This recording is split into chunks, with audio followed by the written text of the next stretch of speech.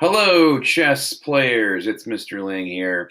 We haven't done a chess video for a while, so I thought I'd better get one out to you guys. Couple things. So first of all, I've noticed that we're still not really connecting too well on Chess Kid to play games. I haven't seen any games happening lately, so I'm not even going to go over the board today and show you our friends list here because there just hasn't been a lot of action. But what I would like to talk about is some chess concepts. But first, before I do that, our next chess club meeting will be next Friday, March the 9th. I just realized, maybe because it was a full moon this week, I don't know, but I just realized that today was actually the first Friday of the month. So technically, today should have been our chess club meeting day, but I forgot to get the word out last week, as did Mr. Brummett. So we will meet next week. But I would like, if you are interested in continuing in chess club, I would really love for you to be there next week. We're also going to have a virtual option, so you can attend chess club virtually and play virtually if you can't come on campus. But I want us to talk about maybe some different things that we could do to try to encourage more chess playing in between chess club meetings.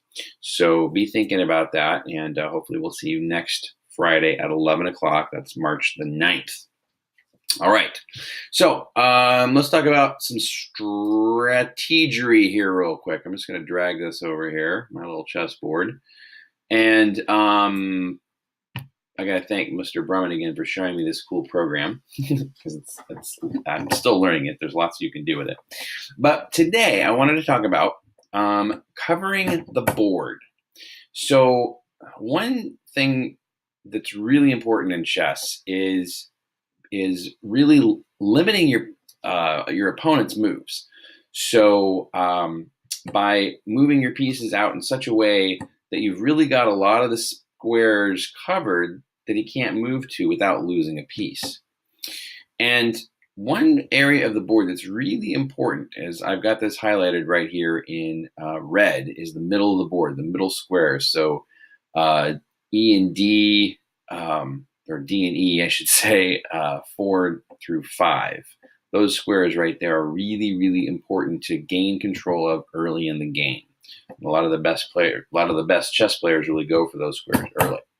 So I just kind of started a game here, just kind of moved out some pieces, sort of kind of randomly. But I want you to see some things here. So the way it stands right now, we can look at white's pieces and black's pieces. White moved last, so it's black's move next.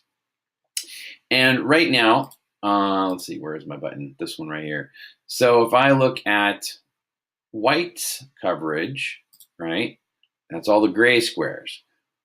White has, of these middle squares, first of all, white's covered 3 out of 4 of them, because this knight right here has got E5 and D4 covered. This pawn has D5 covered, so that has 3 of them. Black, on the other hand, only has 1 of them covered, which is this one right here, and he's got 2 different pieces attacking this one square. So it's something to think about early on in a game, like I said. So black's move is next. So I suppose if we were playing black, we would want to make a move that's going to not only, try to cover these squares, but maybe cover more squares on the board as well. I want you to look at something else too. If we look at coverage on the opposing half of the board, so black right now is on this side. The middle point here is between 4 and 5, or row 4 and 5, I should say here. And black's only got 1, 2, 3, 4, 5, 6, 7 squares in the opponent's area that are covered. White, on the other hand, has,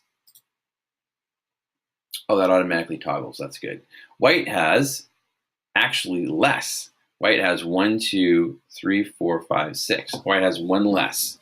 So, that's another advantage for black, actually. Black has more coverage on the other side, so more of an aggressive position, the way he's set up right now.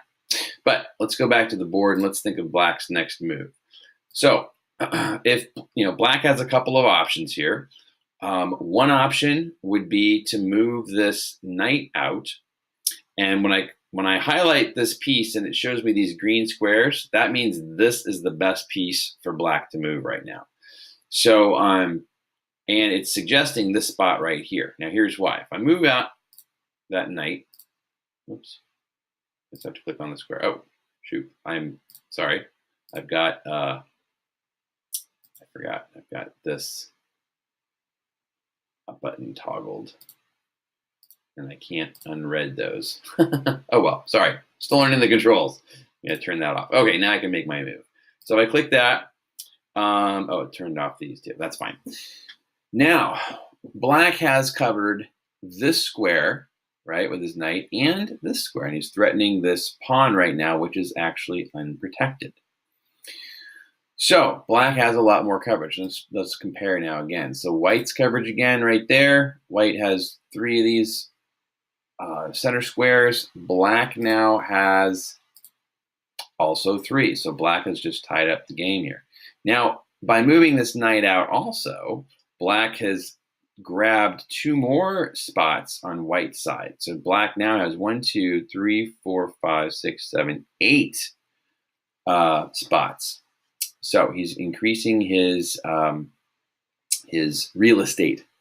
So I won't keep going with this. I just wanted you to get the idea, to be thinking about when you're moving your pieces, how many spots on the board can you cover, right?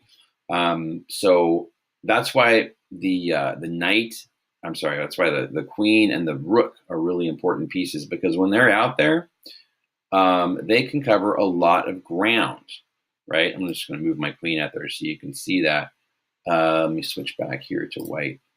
Now with my queen out here, look at all the spaces that are covered by white now. I mean, because the queen has these, those, back this way, and down here. The queen can cover a lot. But don't get your queen out too early, because sometimes that can be dangerous. You're putting that queen in jeopardy, and that's your most important piece. So hope this was useful for you, and use it in your chess games next time you play, and we'll see you next Friday at 11 o'clock for Chess Club.